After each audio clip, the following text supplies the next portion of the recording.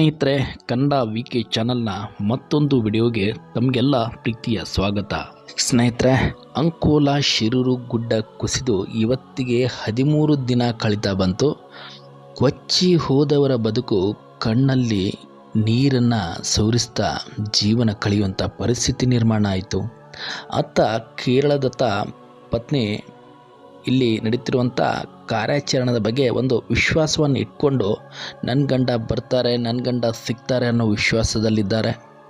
ಇತ್ತ B J ಪಿಯವರು ಕಾಂಗ್ರೆಸ್ ಮೇಲೆ ಆರೋಪ ಮಾಡಿದರೆ ಕಾಂಗ್ರೆಸ್ನವರು ಬಿ ಜೆ ಪಿ ಮೇಲೆ ಆರೋಪವನ್ನು ಮಾಡ್ತಾ ಇದ್ದಾರೆ. ಮೊನ್ನೆ ತಾನೇ ಮಾಜಿ ಪ್ರಧಾನಿ ಎಚ್ ಡಿ ದೇವೇಗೌಡರು ರಾಜ್ಯಸಭೆಯಲ್ಲಿ ರಾಜ್ಯ ಕಾಂಗ್ರೆಸ್ ಸರ್ಕಾರ ಅಲ್ಲಿ ಶಿರೂರಿನಲ್ಲಿ ಸರಿಯಾದ ಕೆಲಸವನ್ನು ಮಾಡ್ತಾ ಇಲ್ಲ ಅಂತ ಆರೋಪ ಮಾಡಿದರು.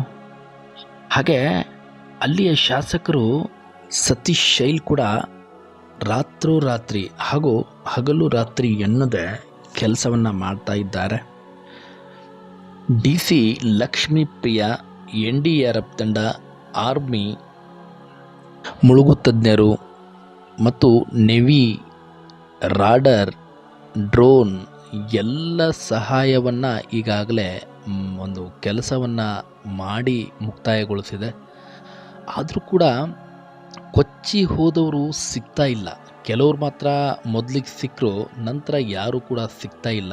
ಅಡಚಣೆಗೆ ತುಂಬ ನೀರು ಮತ್ತು ದೊಡ್ಡ ಆಲದ ಮರ ಮತ್ತು ಆ ನದಿ ಏನಿದೆ ಅಲ್ಲ, ಗಂಗಾವಳಿ ನದಿ, ಅದು ತುಂಬ ಡೇಂಜರಸ್ ಇದೆ. ಅಲ್ಲಿ ಮಲ್ಪೆ ತಂಡ ಬಂದು ಕೂಡ ಒಂದು ಮುಳುಗುವ ಮೂಲಕ ಹುಡುಕಾಟವನ್ನು ನಡೆಸಿತು. ಆದರೂ ಕೂಡ ಯಾವುದೇ ಒಂದು ಬಾಡಿ ಕೂಡ ಸಿಗಲಿಲ್ಲ. ಬದುಕಿ ಬರ್ತಾರೆ ಅರ್ಜುನ ಅನ್ನೋ ಆಸೆಯನ್ನು ಕೇರಳ ಮತ್ತು ರಾಜ್ಯ ಸರ್ಕಾರ ಒಂದು ಮನದಲ್ಲಿ ಇಟ್ಕೊಂಡು ಎಲ್ಲ ಪ್ರಯತ್ನವನ್ನು ಮಾಡಿ ಈಗ ಕೊನೆಯ ಪ್ರಯತ್ನ ಮಾಡೋಣ ಅನ್ನೋ ನಿರ್ಧಾರಕ್ಕೆ ಬಂದಿದೆ ಅಂತ ಹೇಳ್ತಾ ಇದ್ದಾರೆ. ಅತ್ತ ಕೇರಳದ ಮುಖ್ಯಮಂತ್ರಿ ಪಿಣರಾಯಿ ಅವರು ಕೂಡ ರಾಜ್ಯದ ಮುಖ್ಯಮಂತ್ರಿ ಸಿದ್ದರಾಮಯ್ಯನವ್ರಿಗೆ ಇನ್ನೂ ಹೆಚ್ಚಿನ ಒತ್ತಡವನ್ನು ಹಾಕಿ ಇನ್ನೂ ಹೆಚ್ಚಿನ ಒಂದು ಕಾರ್ಯ ಆಗಲಿ, ಅಲ್ಲಿ ಹೋದಂಥವ್ರ ಬಾಡಿ ಸಿಗಲಿ, ಅದರಲ್ಲೂ ಅವ್ರದ್ದೇ ರಾಜ್ಯದ ಅರ್ಜುನನ ಬಾಡಿ ಹುಡುಕಿ ಕೊಡಿ ಅನ್ನೋ ಒಂದು ಮನವಿಯನ್ನು ಮಾಡಿದ್ದಾರೆ. ಹಾಗೆ ಇಲ್ಲಿ ನಿರೀಕ್ಷೆ ಬಿಡದ ಕೇರಳದ ಜನತೆ ಇದನ್ನು ಸತತವಾಗಿ ಮೀಡಿಯಾ ಮುಖಾಂತರ ನೋಡ್ತಾ ಇದ್ದಾರೆ ಅನ್ನೋ ಸುದ್ದಿ ಬರ್ತಾ ಇದೆ. ಮತ್ತು ಹಾಗೆ ಅರ್ಜುನನ ಮನೆಯವರು ಕೂಡ ಒಂದು ರಾಜ್ಯ ಸರ್ಕಾರದ ಮೇಲೆ ಒಂದು ವಿಶ್ವಾಸವನ್ನು ಇಟ್ಕೊಂಡು ಕಾಯ್ತಾ ಇದ್ದಾರೆ. ಹಾಗೂ ಇನ್ನೊಂದು ಕಡೆ ಲೋಕೇಶ ಮತ್ತು ಜಗನ್ನಾಥ ನಾಯಕ್ ಅವ್ರ ಬಾಡಿನೂ ಸಿಕ್ಕಿಲ್ಲ, ಲೋಕೇಶ್ ಅವ್ರ ಬಾಡಿನೂ ಸಿಕ್ಕಿಲ್ಲ. ಜಗನ್ನಾಥ್ ನಾಯಕ್ ಅವರ ಪುತ್ರಿ ಮತ್ತು ಪತ್ನಿಯರ ಅಳಲನ್ನ ನೋಡಿಬಿಟ್ರೆ ಎಂಥವರ ಕರಳು ಕೂಡ ಒಂಥರ ಚುರ್ ಅಂದ್ಬಿಡುತ್ತೆ. ಆ ರೀತಿ ಅವರು ನಿನ್ನೆ ಒಂದು ಹೇಳಿಕೆಯನ್ನು ಕೊಟ್ಟಿದ್ದಾರೆ. ಎಲ್ಲಿಯೂ ನೋಡ್ರಿ ಅರ್ಜುನನನ್ನು ತೋರಿಸ್ತಾ ಇದ್ದೀರಿ, ನಮ್ಮ ತಂದೆ ಜೀವಕ್ಕೇನು ಬೆಲೆ ಇಲ್ವಾ? ನಮ್ಮ ತಂದೆಯನ್ನು ಹುಡುಕೋಕ್ಕಾಗಲ್ವಾ? ನಮ್ಮ ತಂದೆ ಸಿಗೋದು ಡೌಟ್ ಇದೆ. ನಾನು ಸರ್ಕಾರಕ್ಕೆ ಮನವಿಯನ್ನು ಮಾಡ್ತಾ ಇದ್ದೇನೆ, ನಮ್ಮ ತಂದೆಯ ಒಂದು ಮೂಳೆಯನ್ನಾದರೂ ಕೊಡ್ರಿ. ಆ ಮೂಳೆಯನ್ನು ನಾವು ಅವರ ಅಂತಿಮ ವಿಧಿವಿಧಾನವನ್ನು ಮಾಡಿ ಅವರ ಆತ್ಮಕ್ಕೆ ಶಾಂತಿಯನ್ನು ಕೊಡ್ತೀವಿ ಅನ್ನೋ ಆ ಹುಡುಗಿಯ ಮಾತು ಕೇಳಿ ಎಂಥವರ ಕಣ್ಣಲ್ಲೂ ಒಂದು ನೀರು ಬರುತ್ತೆ. ಆ ರೀತಿ ಮಾತಾಡಿಬಿಟ್ಲು ಆ ಮಗಳು.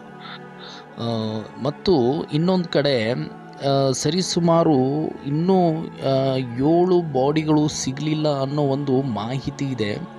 ಅದು ಎಷ್ಟು ನಿಜಾನೋ ಸುಳ್ಳು ಅದು ಗೊತ್ತಿಲ್ಲ. ಕೊನೆಯ ಪ್ರಯತ್ನ ಇವತ್ತು, ಇನ್ಮೇಲೆ ನಾವು ಸ್ಟಾಪ್ ಮಾಡಿಬಿಡ್ತೀವಿ ಈ ಶೋಧ ಕಾರ್ಯವನ್ನು ಅಂತ ಒಂದು ಮಾಹಿತಿ ಇವತ್ತು ಹೊರಗೆ ಬರ್ತಾ ಇದೆ. ಏನೇ ಆಗಲಿ, ಇವರನ್ನು ನಂಬಿಕೊಂಡು ಬದುಕ್ತಿರುವಂಥ ಮಕ್ಕಳು, ಹೆಂಡತಿ ಮತ್ತು ವಯಸ್ಸಾದ ತಂದೆ ತಾಯಿಯವರಿಗೆ ಬಹಳ ತೊಂದರೆಯಂತರೂ ಆಗಿರೋದು ನಿಜ. ಇದರಲ್ಲಿ ಕಾಂಗ್ರೆಸ್ ಮತ್ತು BJP ರಾಜಕಾರಣ ಮಾಡೋದನ್ನು ಬಿಡಲಿ, ಮೊದಲು ಇದು ನಿಲ್ಲಬೇಕು. ಇಲ್ಲ ನಮ್ಮಂಥ ಬಡವರೆಲ್ಲ ಸತ್ತೋಗ್ಬಿಡ್ತಾರ್ರಿ. ಯಾವುದೇ ಸರ್ಕಾರ ಆಗಲಿ, ಪ್ರತಿನಿಧಿ ಆಗಲಿ, ಬಡವರ ಒಂದು ಹೆಣದ ಮೇಲೆ ರಾಜಕಾರಣ ಮಾಡೋದು ಬೇಡ. ಅಲ್ಲಿ ಅಳ್ತಿರುವಂಥ ಮಕ್ಕಳು, ಫ್ಯಾಮಿಲಿ, ಅವರನ್ನು ನಂಬ್ಕೊಂಡಿರುವಂಥ ಮನೆ, ಅವ್ರನ್ನೆಲ್ಲ ನೋಡಿಬಿಟ್ರೆ ಈ ರಾಜಕಾರಣಿಗಳಿಗೆ ಅವ್ರ ಮೇಲೆ ಯಾಕೆ ಕರುಣೆ ಬರಲ್ವೋ ಅಥವಾ ಇವ್ರಿಗೆ ರಾಜಕಾರಣ ಮುಖ್ಯವೋ ಆ ರೀತಿ ಆಗಿಬಿಟ್ಟಿದೆ. ಇನ್ನೊಂದು ವಿಷಯ ಏನಪ್ಪ ಅಂದರೆ, ಅಲ್ಲಿ ಯಾರ ಬಾಡಿ ಸಿಗಲ್ವೋ ಆ ಬಾಡಿ ಸಿಗಲಿಲ್ಲ ಅಂದರೆ ಒಂದು ನಮ್ಮ ಕರ್ನಾಟಕ ರಾಜ್ಯದ ಒಂದು ಕಾನೂನಿನ ಪ್ರಕಾರ ಅವ್ರಿಗೆ 7 ವರ್ಷ ಅವರ ಡೆತ್ ಆಫ್ ಸರ್ಟಿಫಿಕೇಟ್ ಸಿಗೋದಿಲ್ಲ ಅಂದರೆ ಅದು ಸಿಗಲಿಲ್ಲ ಅಂದರೆ ಅವ್ರಿಗೆ ಯಾವುದೇ ಪರಿಹಾರನೂ ಸಿಗೋದಿಲ್ಲ. ಹಾಗೆ ಅವರು ಮುಂದೆ ಏನಾದರೂ ಮಾಡಬೇಕು ಅವರ ಮನೆತನದ ಬಗ್ಗೆ ಅಂದರೆ ಅದು ಕೂಡ ನಡೆಯೋದಿಲ್ಲ. ಇದೊಂದು ಘಟನೆ ಅವರ ಒಂದು ಬಡ ಫ್ಯಾಮಿಲಿಗೆ ಒಂದು ಬರಸಿಡಿಲಿನಂತೆ ಅವ್ರ ಮೇಲೆ ಬೀಳ್ತಾ ಇದೆ. ಇದ್ರ ಬಗ್ಗೆ ಅಲ್ಲಿಯ ಶಾಸಕರು ಹಾಗೂ DC ಅವರು, ಸಂಬಂಧಪಟ್ಟ ಅಧಿಕಾರಿಗಳು ಮತ್ತು ಸರ್ಕಾರ ಏನು ಮಾಡಬೇಕು ಈ ಬಡ ಜನರ ಬಗ್ಗೆ ಅನ್ನೋದನ್ನು ಈಗ ಮುಂದೆ ವಿಚಾರ ಮಾಡಬೇಕಾಗಿದೆ. ಈಗ ಬರೀ ಹುಡುಕಾಟ ಆಯಿತು, ಶೋಧ ಕಾರ್ಯ ಆಯಿತು, ಹೆಣಗಳು ಸಿಗಲಿಲ್ಲ, ಇದು ಒಂದು ಭಾಗ ಆದರೆ ಈಗ ಮುಂದೆ ಇದನ್ನು ವಿಚಾರ ಮಾಡಬೇಕು. ಹಾಗೆ ಅಲ್ಲಿ ಕಳೆದುಕೊಂಡಂಥ ಮನೆ ಆಗಲಿ, ಜಮೀನಾಗಲಿ ಅಥವಾ ಅವರ ದಿನನಿತ್ಯದ ಒಂದು ಹೊಟ್ಟೆಪಾಡಿಗೆ ಏನೇನು ಮಾಡ್ತಾ ಇದ್ರೋ ಅದನ್ನು ಮರಳಿ ಕೊಡುವಂಥ ಕೆಲಸ ನಮ್ಮ ಸರ್ಕಾರ ಮಾಡಲಿ. ಅಲ್ಲಿ ತೀರಿ ಹೋದವರಂತರೂ ಏನೋ ಆಗಿಬಿಟ್ರು, ಸಿಕ್ಕರೆ ಪವಾಡವೇ ಸರಿ, ಸಿಗಲಿಲ್ಲ ಅಂದರೆ ಅಲ್ಲಿರುವಂಥ ಅವ್ರ ಹೆಂಡತಿ ಮಕ್ಕಳಿಗೆ, ವಯಸ್ಸಾದ ತಂದೆ ತಾಯಿ ಅವರಿಗೆ ಒಂದು ಏನೋ ಸರ್ಕಾರ ಅನುಕೂಲ ಮಾಡಿಕೊಡಲಿ ಅನ್ನೋದು ನಮ್ಮೆಲ್ಲರ ಆಶಯ. ಇಷ್ಟು ಈ ವಿಡಿಯೋದ ಮಾಹಿತಿ. ಮತ್ತೊಂದು ವಿಡಿಯೋದೊಂದಿಗೆ ಮತ್ತೆ ಸಿಗ್ತೀನಿ.